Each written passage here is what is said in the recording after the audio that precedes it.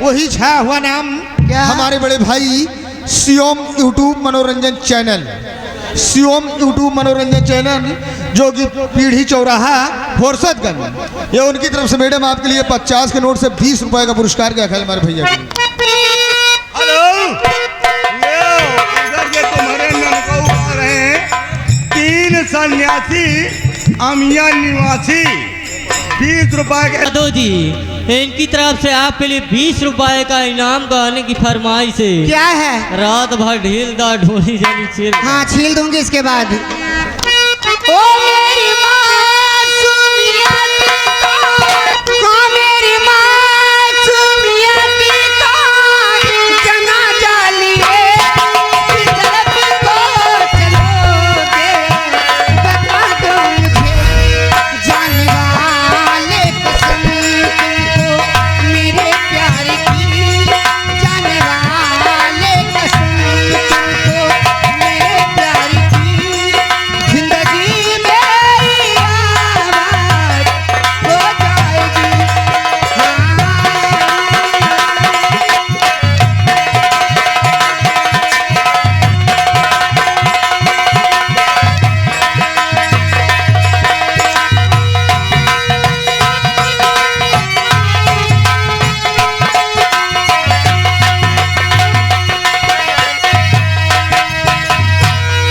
तू जो देखेगा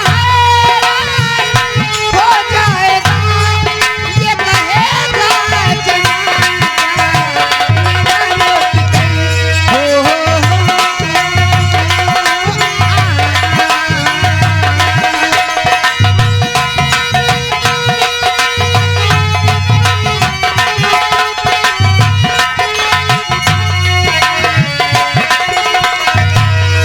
तू जो देखेगा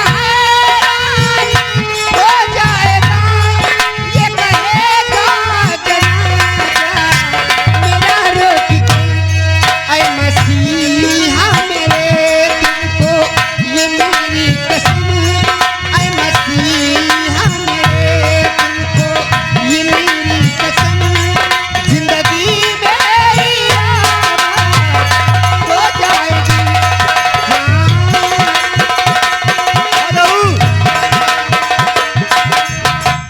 आहे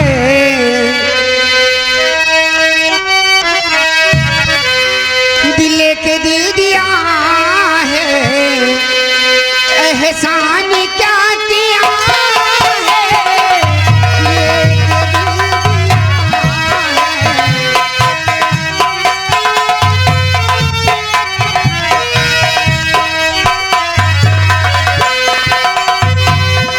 ये दिल दिया है, एहसान क्या किया है,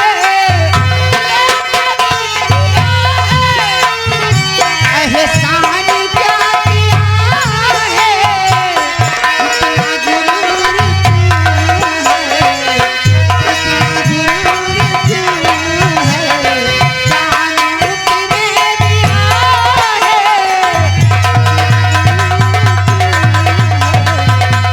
हेलो हेलो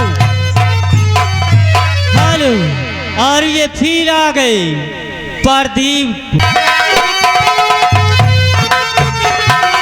वादा न तोड़ देना, मुँह को न मोड़ लेना, वादा न तोड़ देना, मुँह को न मोड़ लेना, जिस दिल से दिल लिया है, जिस दिल से दिल लिया है, एहसान क्या किया है।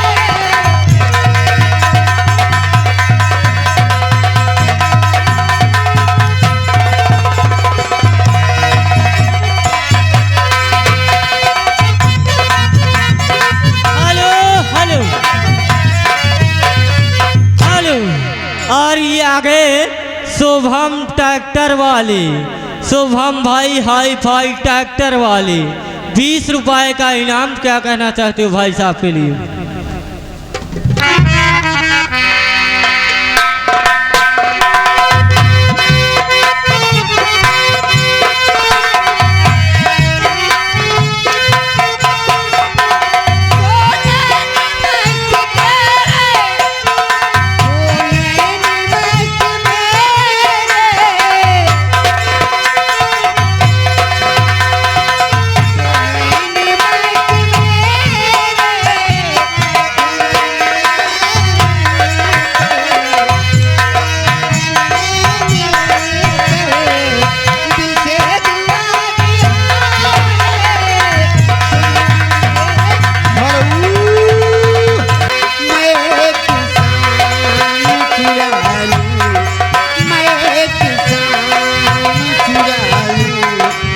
गई बुराने लगे मैं किसान जुराली आ गई बुराने लगे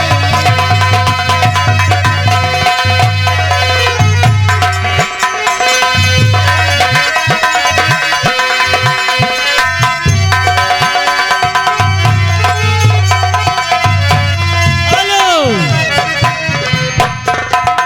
हेलो और ये आगे सर्व सम्मानित राजेश।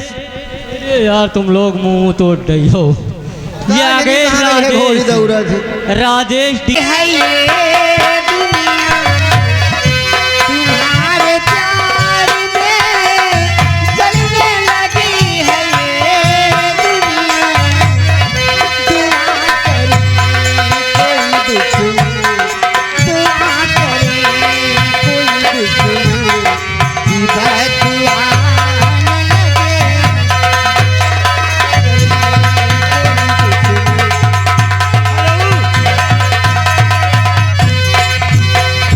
न लीजिए, इधर से भी आगे हमारे मेला कमेटी सदस्य है तो जीत के सुकून